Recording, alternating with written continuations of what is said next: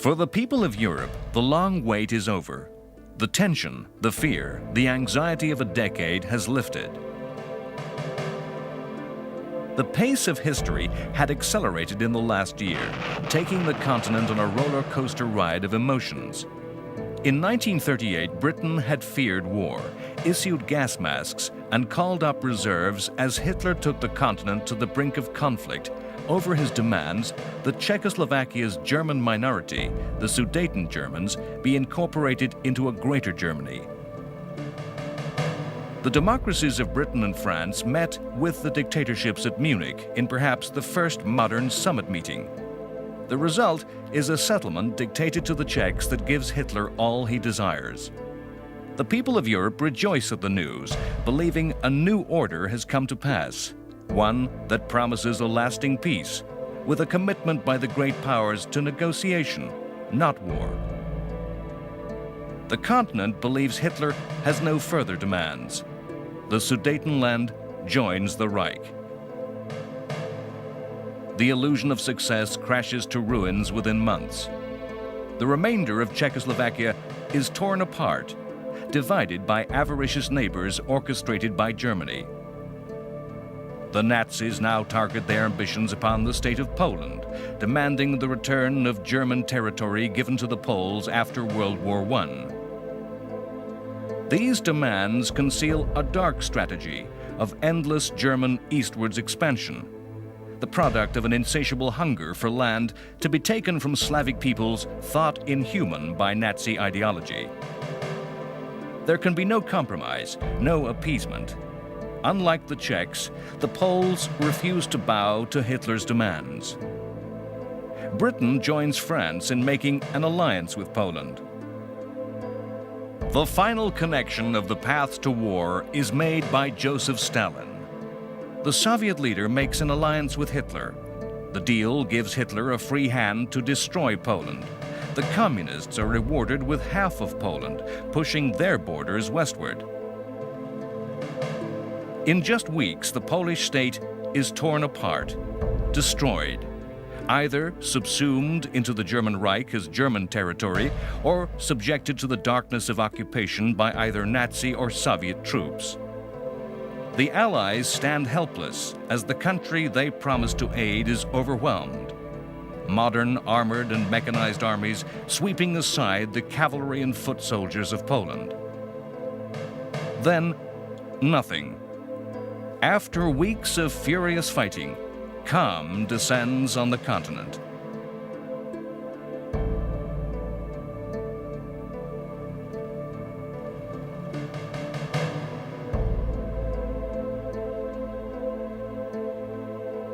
The time that followed the destruction of Poland in just 5 weeks of frenetic activity came to be called the Phony War, the war that wasn't really happening.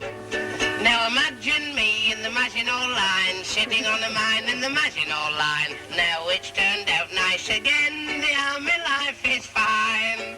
The phrase was coined in the United States. Britain talked about the Boer War and the Twilight War. The French talked of La Drôle de Guerre. In Germany, they called it the Sitzkrieg.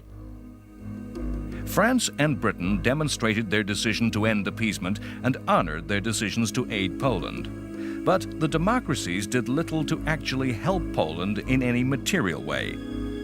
They did little that could indirectly help the Poles by distracting or diverting Hitler's attention.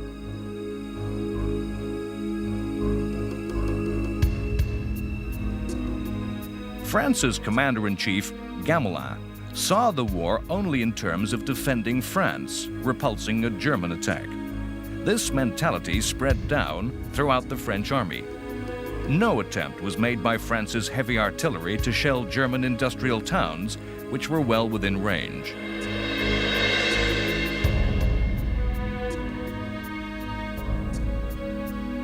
Small probing attacks were made into Germany. When the French reached the Siegfried Line, fortifications which were the German equivalent of France's Maginot Line, they stopped. The inactivity, the passive waiting, sapped the moral strength and the will of the French army, demoralizing the many thousands of reservists summoned away from their civilian lives. Britain proved equally reluctant to engage the Germans. Britain, in particular, was seized by fear of air raids. A proposal by the RAF to set alight the Black Forest was rejected, the bombing of German arms factories forbidden as an attack on private property. A proposal by Churchill to mine Germany's rivers, important arteries to the economy of the Reich, was rejected by both Britain and France on the grounds that reprisals might be provoked.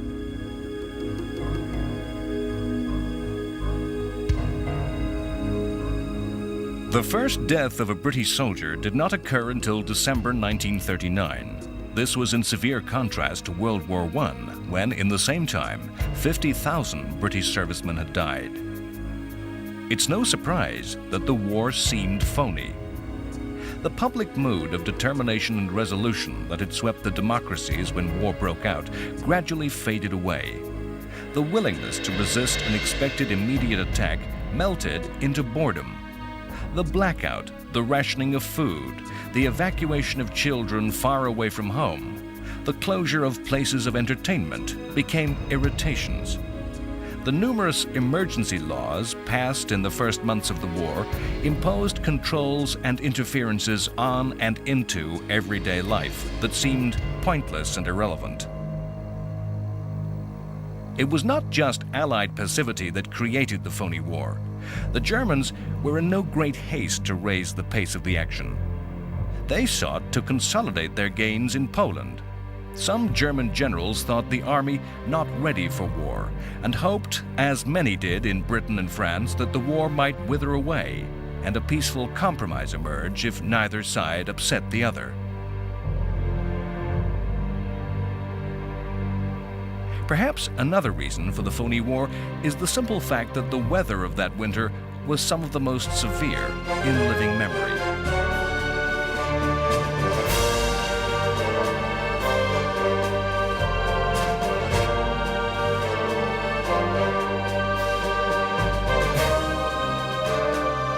It was only upon the oceans did the war seem real, not phony.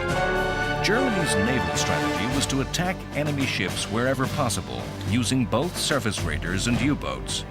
In the very last weeks of the peace, numerous surface ships had slipped out of German ports and disappeared into the expanse of the ocean. The entire U-boat fleet put out to sea and took up position in the Atlantic. As war broke out, immediate attacks began upon merchant shipping, with clashes between the naval forces. The anchorage of Scapa Flow in Britain's far northern Orkney Islands was used as a forward base by the British fleet in attempting to seal the North Sea. On the night of October 13th, a German U-boat daringly entered the anchorage and torpedoed the huge British battleship Royal Oak, which capsized with the loss of 833 British sailors.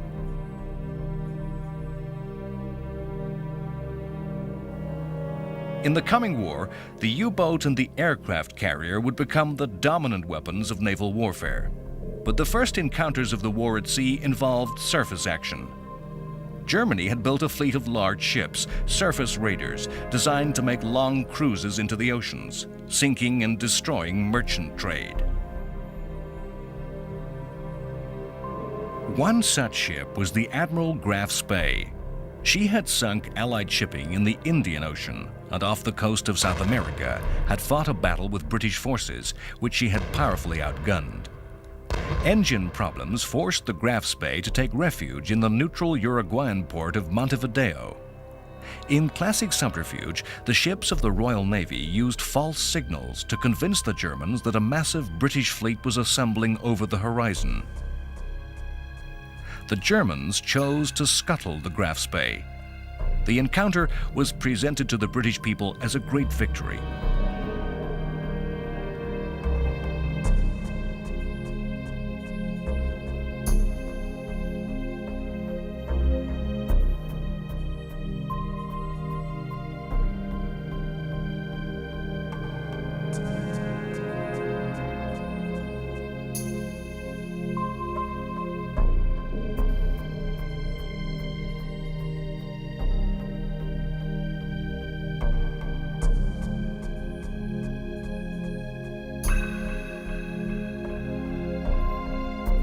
The Graf Spee had taken many British prisoners and transferred these to her supply ship, the Altmark.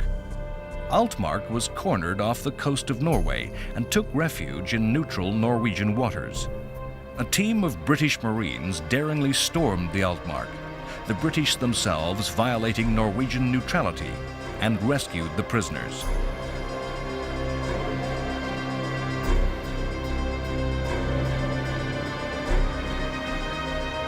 Britain had learned some of the lessons of World War I and immediately introduced convoys against U-boat attack, resources restricting the extent to which escorts could be provided.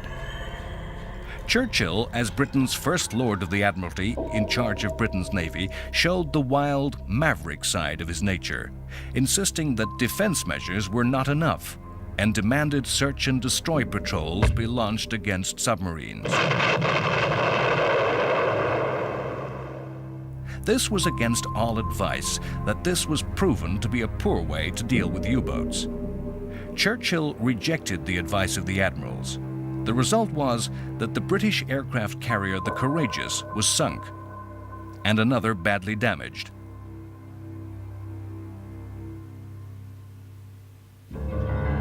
War was being fought on land, in Europe, in the forests of Finland. The global conflict that became World War II was, in many ways, a number of small wars that broke out at the same time and aggregated together. One such conflict was that fought between Finland and the Soviet Union. The fighting that broke out at the end of November 1939 was the direct outcome of the Nazi-Soviet pact, in which Stalin demanded Finland become part of Russia's sphere of influence. The fighting was a result of Finland's rejection of Stalin's demands that their shared frontier be moved further into Finland and that Finnish islands be given to the Soviet Union. The Russians feared invasion and wanted to push their borders further west, as they had done in Poland. Stalin was prepared to offer compromise, but the Finns saw the USSR as an implacable enemy and believed that concession would only bring further Soviet demands.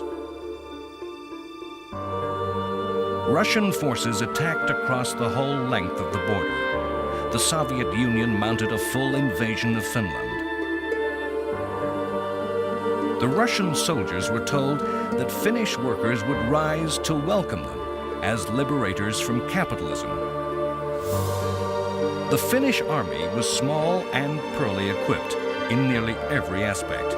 However, its troops had been intensively trained to operate in their native forest terrain, to operate in the dense woods of summer and the depths of winter snows. What's more, the Finnish soldiers were motivated by a fierce and determined patriotism. The Russians outnumbered the Finns by more than 150%. Their imagined easy advance ended in stalemate.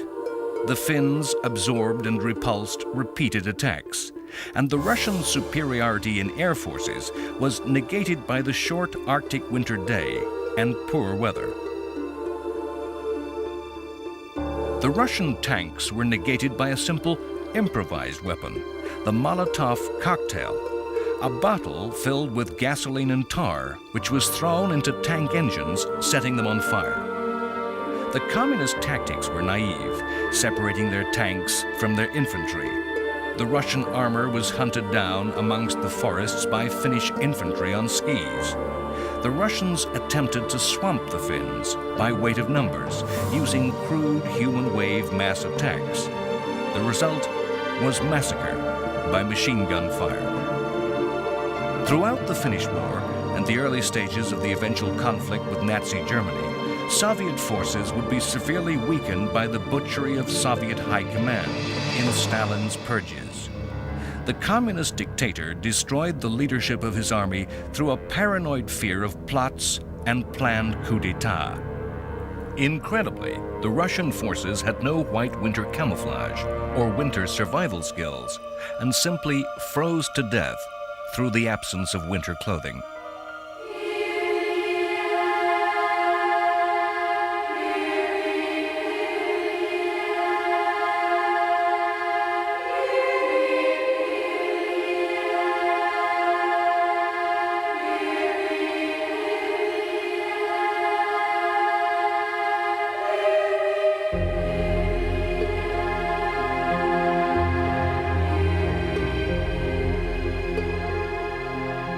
Finland appealed to the League of Nations.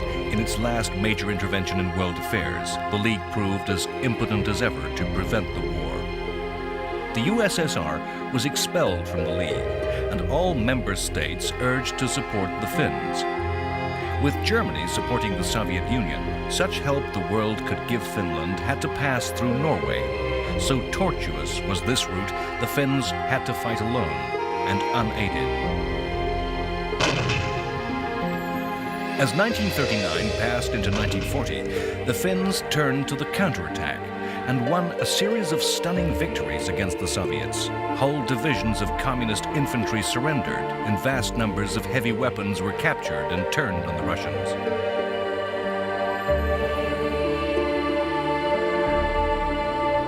The Finnish successes brought the Russians to the negotiating table. They also made the Finns believe that ultimate victory was possible, and led them to push for a hard bargain with the Soviet Union.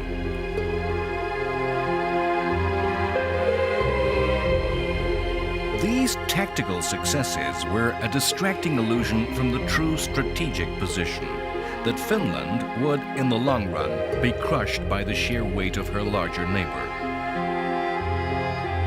Finland was falsely encouraged by a British and French plan to aid Finland. In reality, this was a plan to seize neighboring neutral Sweden's iron ore deposits. The Finns judged that it was not a serious offer that Britain and France would really carry through. In the time being, as the negotiations persisted, the Soviet army reorganized and mounted new, heavier attacks. The Finnish army could take no more, and in the end crumbled.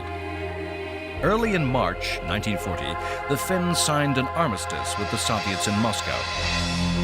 The USSR could have pushed on to total victory and occupied the whole of Finland, installing a puppet communist government. Yet they did not. They accepted territory, more than they originally demanded, but still leaving Finland's democratic institutions and the bulk of her territory intact. It may be that the Soviet Union wished to avoid war with Britain and France, and wished for freedom to negotiate in the new Europe. In fighting Finland, the Soviet Union lost more than 200,000 men to the Finns' 25,000. The Red Army lost credibility, and its final success was ignored by the world. The war drove Finland, a democratic nation, a natural ally of Britain and France, into the arms of Hitler. As soon as the peace between Russia and Finland was concluded, secret approaches were made by the Nazis, who saw Finland to be an ally in the coming final conflict, a war of destiny to destroy Soviet communism. Germany supplied Finland with new modern equipment, and the Finns rebuilt a modern army and planned for revenge against Russia.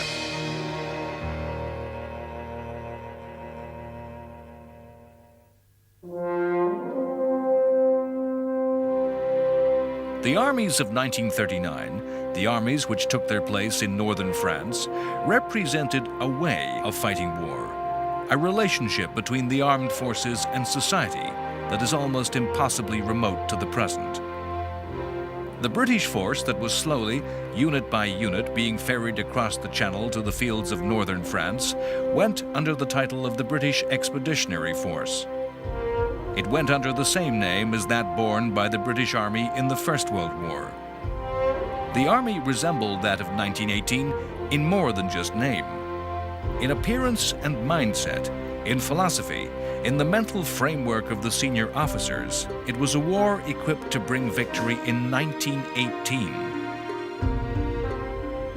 It is a fact of military history that victorious armies prepare for their next war by anticipating an exact replica of the past. One of the first acts of the army was to prepare trench lines, constructing the defensive positions which had dominated the fighting 20 years before. Initially, in the month following the outbreak of war, the BEF comprised of little more than 150,000 men. It was placed along the Belgian border between two French armies and under the overall command of French generals. In addition, an expeditionary air force was created by the RAF. This had just under 10,000 men, with 12 squadrons of aircraft. This BEF was modern in that it was motorized. Its troops traveled on trucks, not marched on their feet. Its heavy artillery, the big guns, weren't towed by horses. They were mechanized. But the BEF was not an offensive force that could carry the war to Germany. Its strength was diluted, not concentrated into specialized armored units, as had been so powerfully demonstrated by the Germans in Poland. It lacked adequate communications. It was poorly trained. The air component was weak and not integrated to supply any real support for the army.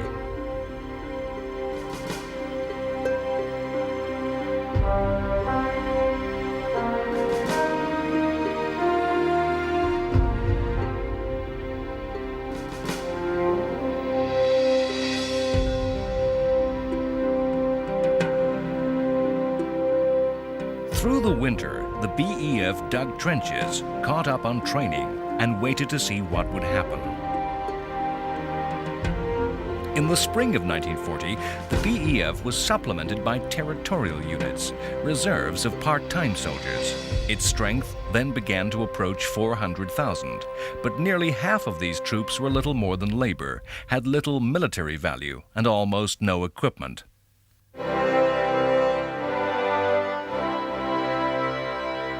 The BEF conformed to the traditional pattern of what Britain expected of its soldiers.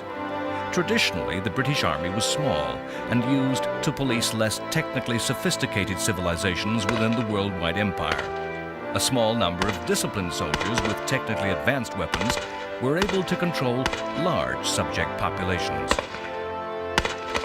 The soldiers that manned this army were by tradition professionals, seeing soldiery as a job rather than a patriotic duty.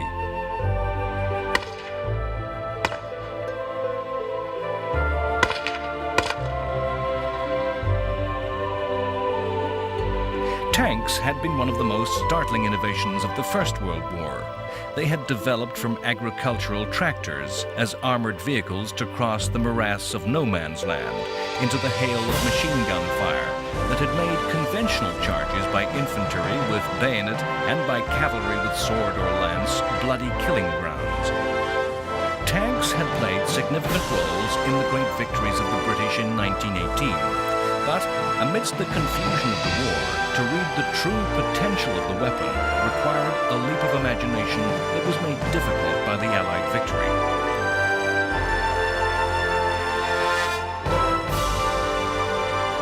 The British Expeditionary Force was a conventional, traditional army that simply added tanks to the normal structures. The thinking that guided the BEF was the product of severe debate between the wars on what a tank could do. Those who argued for all armored formations as adopted by Germany were sidelined and defeated. So the BEF was an army where infantry fought on foot, guns were towed to battle and dug in for set-piece bombardments, and cavalry, although now in armored vehicles, used lightly armored vehicles that would enable them to fulfill the cavalry's role of scouting and pursuit of defeated infantry. Tanks were attached to the infantry to allow foot soldiers to cross no man's land. The British Army traditionally was small and professional. France had a different relationship between soldier and state. The tradition of the citizen in arms that dated back to the Revolution remained.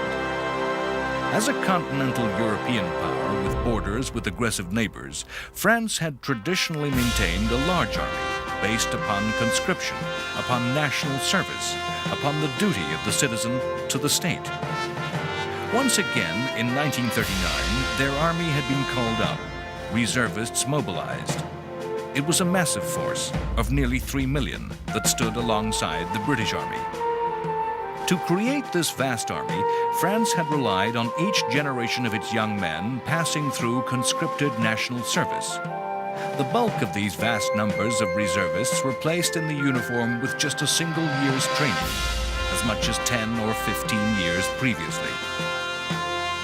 In terms of military thinking, the French had failed to learn the lessons of World War I, as had the British.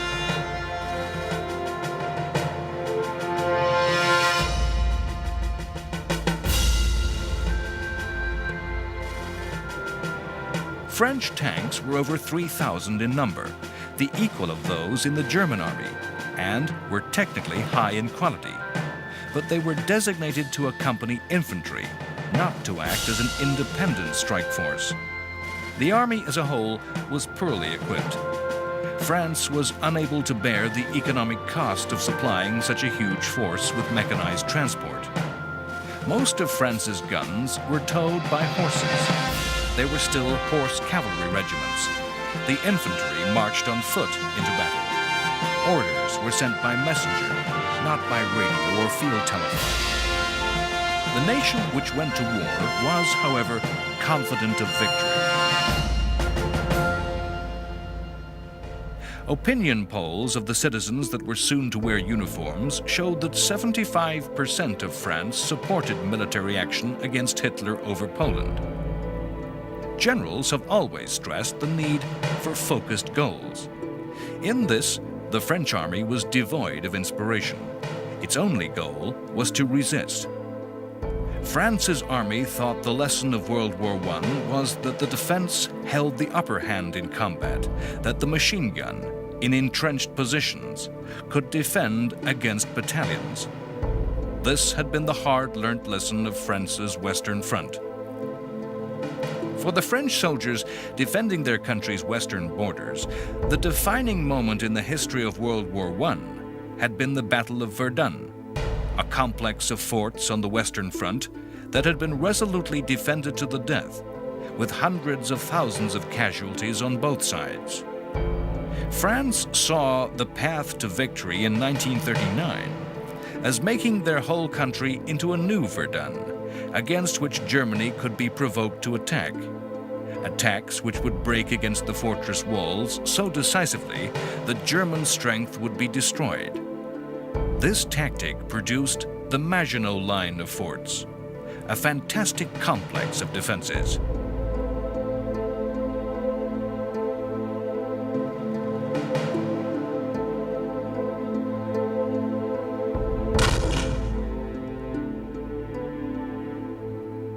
In the spring of 1940, the British Army also sent troops into these forts, and many of the fortifications which British soldiers hastily dug and reinforced were attempts to extend the Maginot Line towards the sea.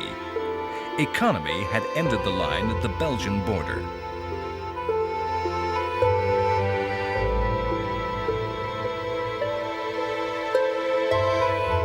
Britain and France were both centers of large worldwide empires, and often the soldiers both countries deployed were troops from those empires. Indian troops were to be seen in the fields of France as part of the British Army. France deployed many troops from its Army of Africa. Some of the forces that were being assembled against Germany were Poles who had undertaken incredible journeys, escaping via Hungary, Bulgaria, Turkey, and the Middle East to somehow link up once more with their British and French allies.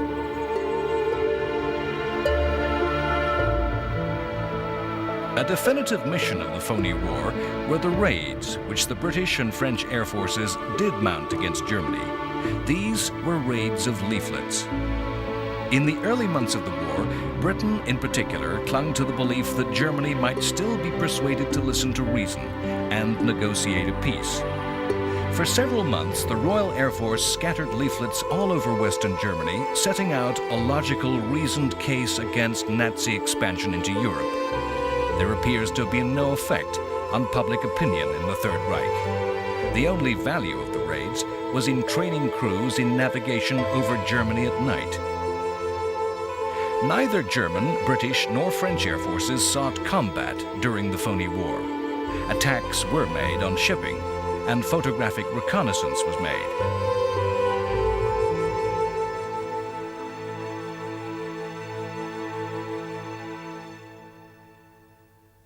If, during the Phony War, the events on far distant oceans and peace on the supposed battlefields of Europe seemed remote and disconnected from the everyday experience of the population, so too must have seemed the far distant events of Asia. Few Europeans may have given much thought to the vicious war that was being fought in China by the army of the Empire of Japan. Little did the people of Europe envisage that the war in Asia would link together with the fighting in Europe. Japan was fighting to occupy and control the resources of China, a vast but weak and chaotic country.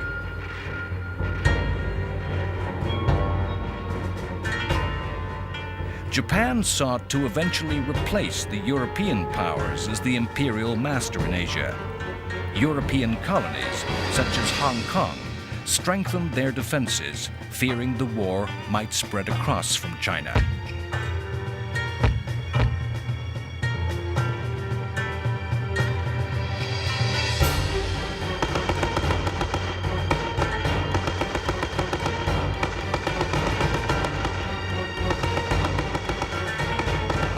That war was itself a complex tangle of wars, a conflict within conflicts.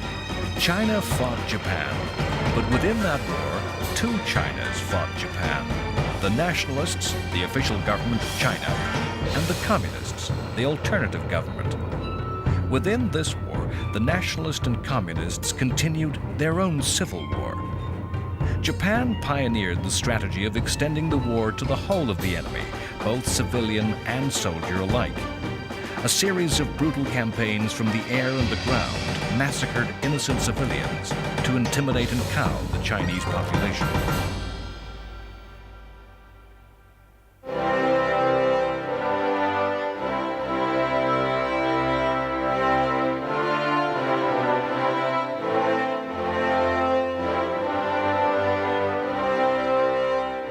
On March 7, 1940, the Queen Elizabeth, then the largest passenger liner in the world, completed its maiden voyage, docking in New York. The liner had dashed across the Atlantic at top speed. The voyage was kept a total secret. The ship had traveled alone, without escort, relying on her high top speed to outrun any possible attack by Germany's U-boats. She was sent to New York to complete fitting out and escape attack by air raids. The enormous size of the liner and her high speed made her as potent a weapon of war as any battleship, delivering the resources of war in vast quantities. In the coming years, she and her sister liner, the Queen Mary, would make any number of high-speed journeys across the ocean, always alone, always in top secret. In April 1940, the phony war disappeared and broke into real action.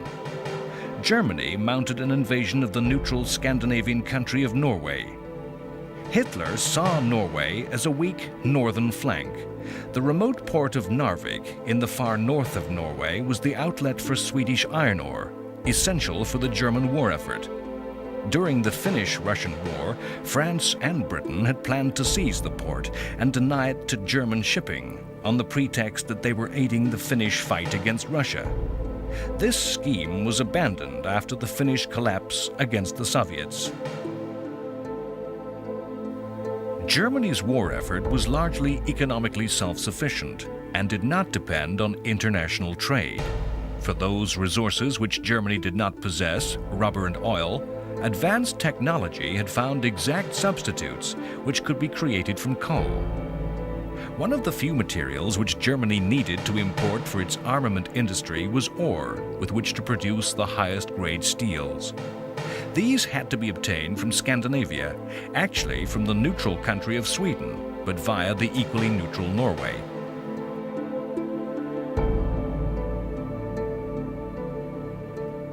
Britain's war of resources was dependent on free Atlantic sea trade. Shipping came under intense attack, and the Battle of the Atlantic between the two navies was to become a crucial conflict of the war. For Germany's navy, the key problem was access to the open sea. Germany's coastline was short and easily closed off by the opposing British. The German navy had already put to sea before the war had broken out. Now, as the conflict extended, The key resource for the German Navy was to gain further coastline from which to base U-boats and surface raiders. The coast of Norway, with its fjords and deep inlets, provided a series of harbors and bases to the Germans that would enable them to threaten merchant shipping and evade the efforts of the Royal Navy to counterattack. Norway and Sweden were countries walking the tightrope of neutrality. In a war which depended on internationally traded materials, it would be increasingly difficult to remain neutral and have neutrality respected. If Germany violated Norwegian neutrality, so did Britain and France.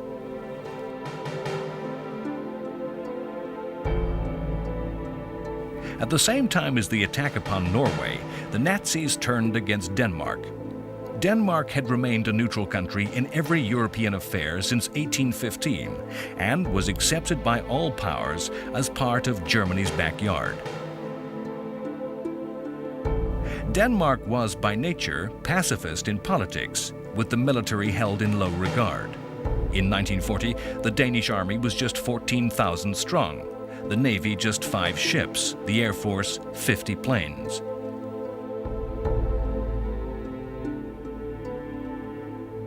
The invasion of Denmark began at 4:15 a.m. on the morning of April 9th. The Danish government capitulated just 1 hour and 45 minutes later.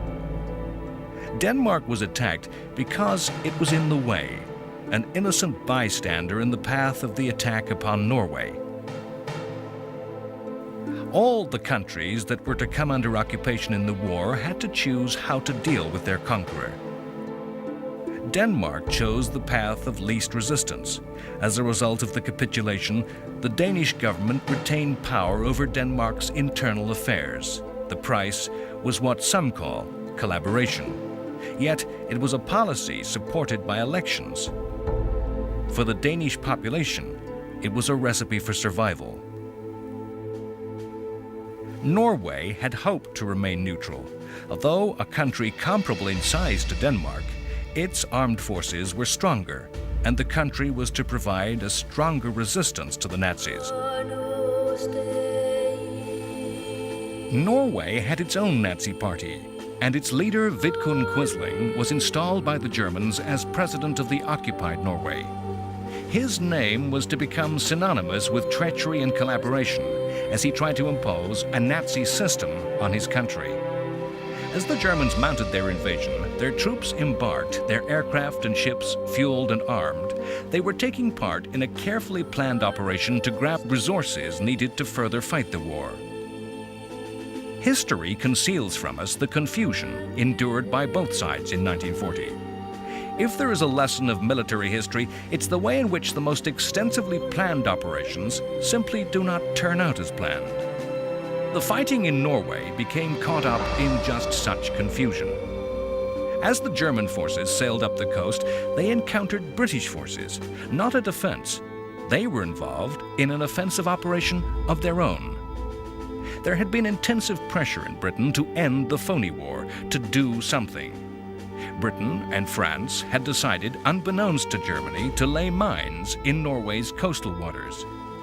The aim was to force German shipping out from Norway's neutral waters into the open sea, where they could become victim to British destroyers and submarines. The mining operation ran into the German invasion. Hastily, the British revived the plan to occupy Norway. It was planned badly, poorly controlled, and from the first to last, an operation conducted in a climate of confusion. The action started badly. Units embarked on ships, got off their ships, were ordered back aboard, leaving behind their heavy artillery. An amphibious operation, it was planned by admirals and generals who so jealously kept their independence, they traveled on separate ships. The fighting was to be amongst the subarctic mountains and fjords of Norway, yet ordinary British infantry was pitted in combat against special mountain troops of Germany. Troops were sent without anti-aircraft units, only to be subjected to bear constant Stuka attack.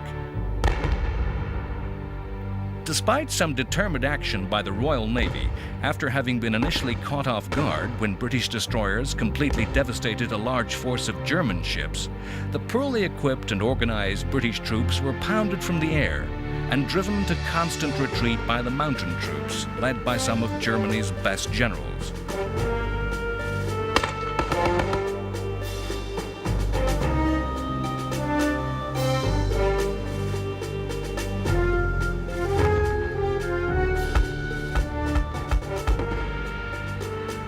After just 2 weeks of fighting, the Germans were in complete control of the south of Norway, and British and French troops were undertaking the first of what were to be a series of desperate evacuations by sea.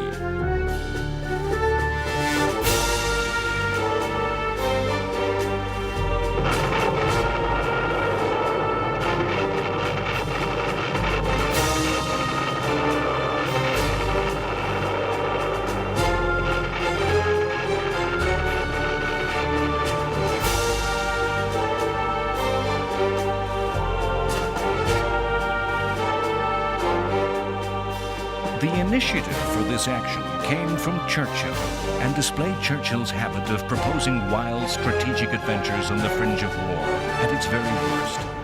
It was a habit which had caused his downfall once before. In World War I, just such a similar venture into Turkey at Gallipoli had caused the deaths of many thousands of British troops. And since many of those troops had been from Australia and New Zealand, had even threatened the British Empire.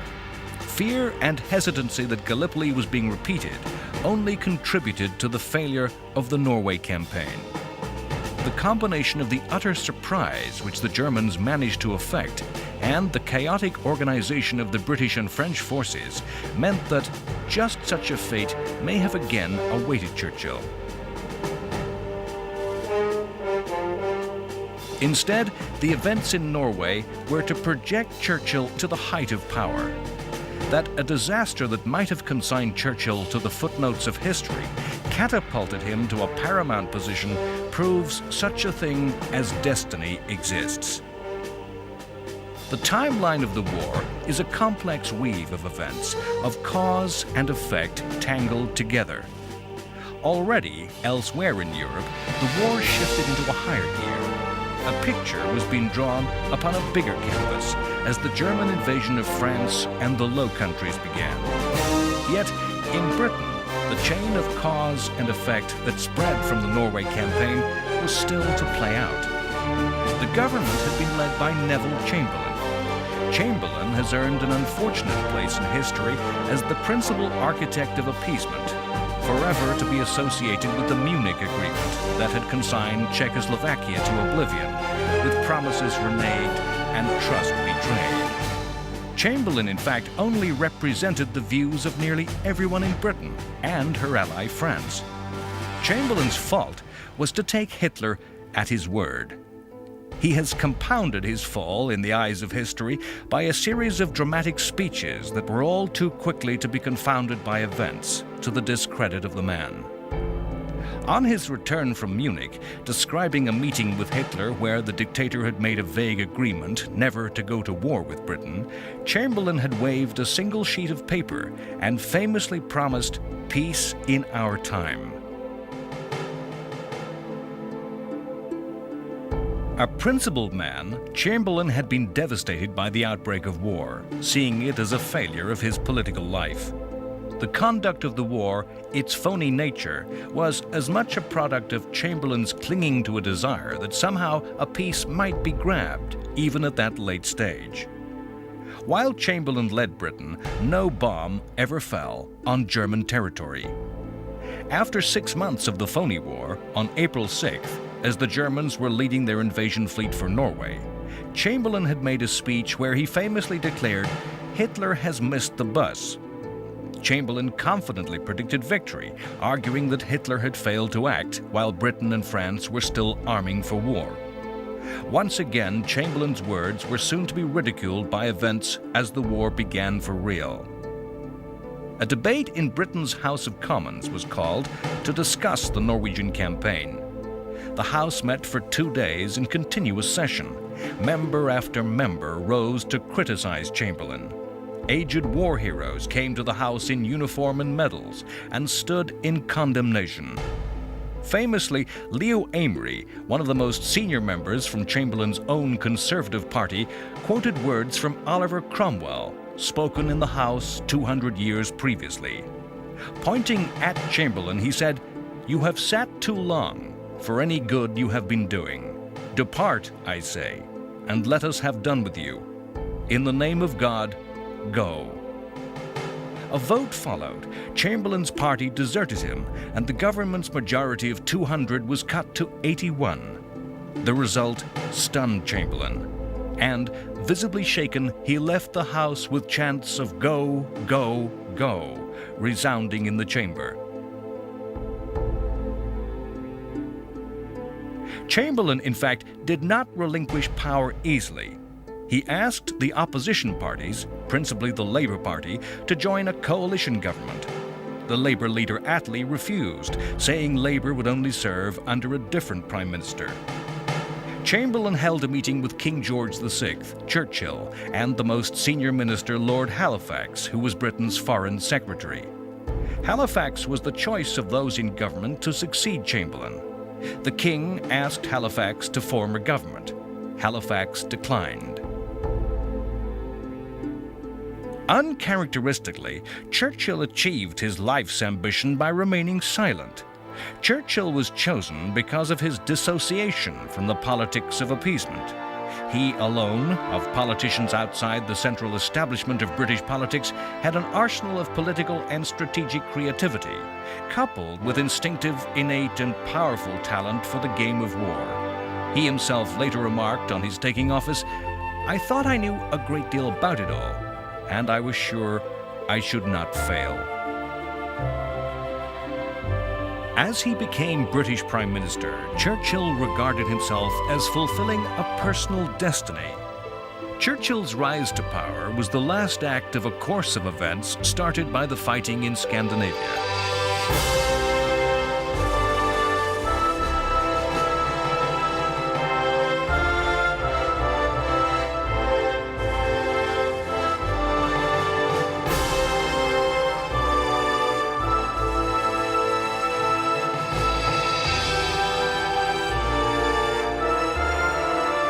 One of Churchill's acts in those first days of office displayed a wise precedence.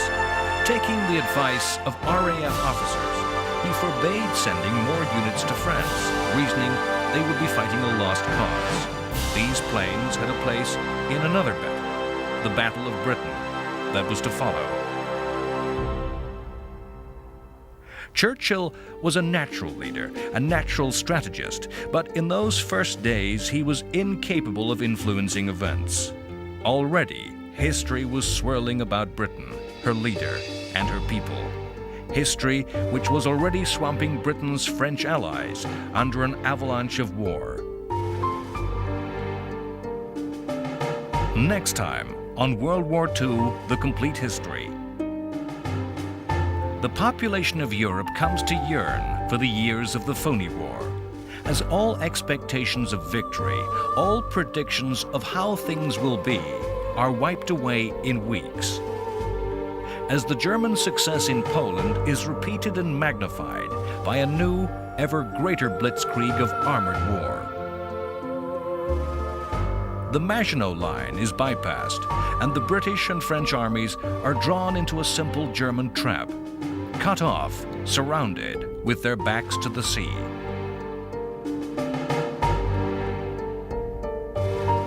The British are evacuated by an armada of small boats. In the miracle of Dunkirk, the army is saved to fight again. The Germans swing south and destroy France.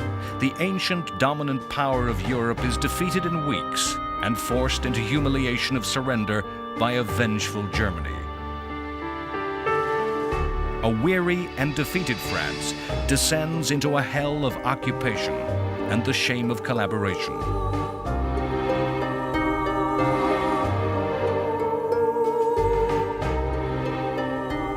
Britain now stands in its direst hour, alone, weak, separated by only 20 miles of sea from her Nazi enemy.